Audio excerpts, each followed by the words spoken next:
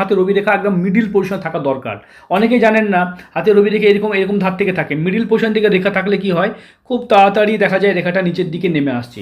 আর পড়াশোনার জন্য একটা কথা বলবো, চাকরি পেতে গেলে যারা যাদের হাতে রবি রেখা নেই তাদেরকে বলবো 2 ঘন্টা পড়লে 2 ঘন্টা লিখুন, তাহলে দেখবেন যে আপনার হাতে রবি রেখা আসবে।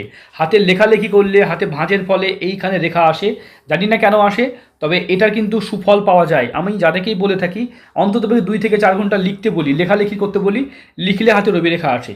তবে এই যে রেখাটা দেখতে পাচ্ছেন এটা শনির আড়াআড়ি রেখা, খুবই মারাত্মক বাজে রেখা। জীবনের প্রত্যেকটা মুহূর্তে আপনার লাইফে বাধা বিপত্তির সৃষ্টি করবে। আর তাছাড়াও আরেকটা রেখা আপনার হাতে খুব দেখতে পাচ্ছি এখন, আপাতত আপনার হাতে বর্তমান এটা, এই যে রাহুর থেকে একটা রেখা আপনার হাতে কিন্তু শনির দিকে অবস্থান করছে। এটা কিন্তু খুব খারাপ। এই রেখাটা কিন্তু খুব খারাপ রেখা, ঠিক আছে, খুব খারাপ রেখা।